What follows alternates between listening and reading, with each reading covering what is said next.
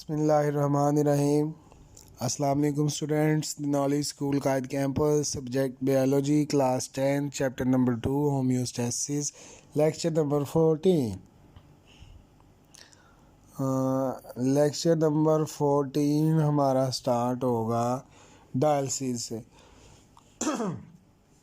Last lecture में हमने discuss किया था किडनी फेलियर। आज हम डिस्कस करेंगे dialysis. Dialysis means the cleaning of blood by artificial way. Dialysis means the cleaning of blood by artificial way. There are two methods of the dialysis: peritoneal dialysis and hemodialysis. सबसे पहले हम discuss करेंगे peritoneal dialysis.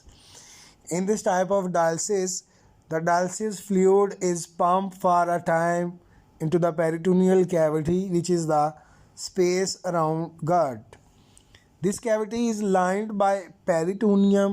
Peritoneum contains blood vessels.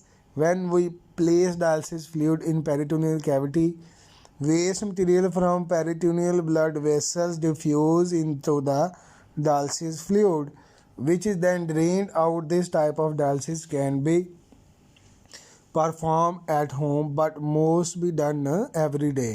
लेकिन peritoneal dialysis क्या होती है कि इसमें हम एक फ्लूइड यूज़ करते हैं जिसे हम कहते हैं पंप फॉर डायलिसिस फ्लूइड कहते हैं। अब ये देखें यहाँ पे डायलिसिस फ्लूइड जो है ना, पेरिटोनियल कैविटी ये है, ये जो नज़र आ रही है डायग्राम में, ये जिसके ऊपर सर्कल घूम रहा है, ये क्या पेरिटोनियल कैविटी है। तो हम इस कैविटी में जो है ये डायलिसिस फ्लूइड एंटर कर देते हैं थ्रू द वेंस। तो ये जो है ये हमारे पास ये है पेरिटोनियम, ठीक है। अब ये इसमें ब्लड वेसल होती हैं, ये जो है ना इसमें ब्लड वेसल होती हैं, और इन ब्लड वेसल में जो वेस्ट मटेरियल होता है ना, वो इस डायलिसिस फ्लूइड में आ जाता है। जब इस डायलिसिस फ्लूइड में वेस्ट मटेरियल इकट्ठा हो जाता है ना, तो हम इसको बाहर निकाल लेते हैं, ठीक है। इस तरह ये जो प्रोसेस है हम डेली करते हैं, और ये पेशेंट की जब तक वो क्योर नहीं हो जाता, ये मेथड हमें कंटिन्यूसली करना पड़ता है।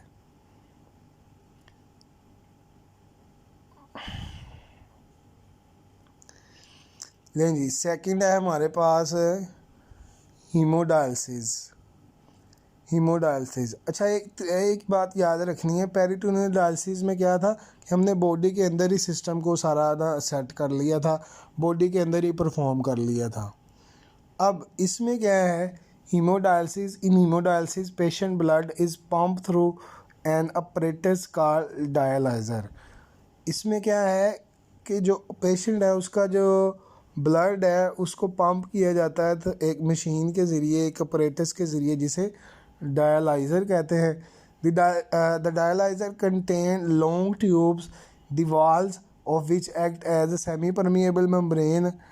अब इस डायलाइज़र की जो ट्यूब्स होती हैं ना, वो सेमी परमिएबल के तौर पर काम करती हैं। Blood flow through the tubes while the dialysis fluid flow around the tubes. लें देखें, एक तरफ जो है इन ट्यूब्स के जो है वो ट्यूब के अंदर ब्लड सर्कुलेट कर रहा है, और इसके गिर्द जो है वो डायलिसिस फ्लूइड मूव कर रहा है। तो ये क्या है, सेमी परमिएबल मेम्ब्रेन के तौर पर काम कर रही है ये डायलाइज़र मशीन। बेटा इस पॉइंट को दोबारा देखिए कि डायलाइज़र मशीन जो है ना, इसमें जो ट्यूब्स होती हैं, उन ट्यूब्स के अंदर पेशेंट का ब्लड सर्कुलेट कर रहा होता है, और इन ट्यूब्स के गिर्द जो है, इन ट्यूब्स के गिर्द डायलिसिस जो फ्लूइड है वो मूव कर रहा होता है। Extra water and waste move from blood into the dialysis fluid.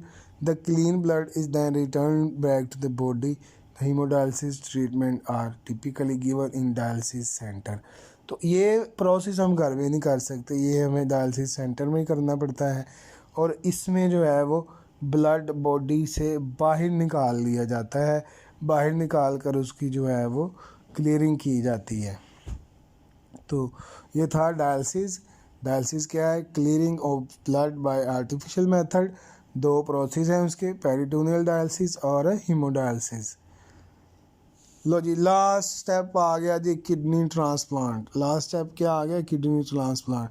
जब ये जितने भी हमने प्रोसेस पढ़े हैं जब ये काम ना करें तो आखिरी स्टेप क्या है कि किडनी ट्रांसप्लांट कर दें। We know that dialysis need to be repeated after every few days and is unpleasant for patients and attendants. तो डायलिसिस जो है वो पेशेंट के लिए भी प्रॉब्लम होती है daily. Another treatment for the end stage kidney failure is kidney transplantation. तो लास्ट फिर यही बचता है जी, गुर्दा जो है वो चेंज कर दिया जाए। It is the replacement of patient damaged kidney with a donor healthy kidney. तो इसको जो है वो हेल्थी किडनी से ट्रांसप्लांट कर दिया जाता है। किडनी में भी डोनेटेड बाय अ डिकेस्ड डोनर और living donor. The donor may not be a relative of the patient. तो जो डोनर है जो किडनी डोनेट कर रहा है रिलेटिव भी हो सकता है, रिलेटिव नहीं भी हो सकता। Before transplant, the tissue protein of the donor and patient are matched. तो ऑब्वियसली हमने किडनी ट्रांसप्लांट करनी है, एक बंदे की किडनी निकाल के दूसरे में लगानी है तो ये मैचिंग तो करनी पड़ेगी।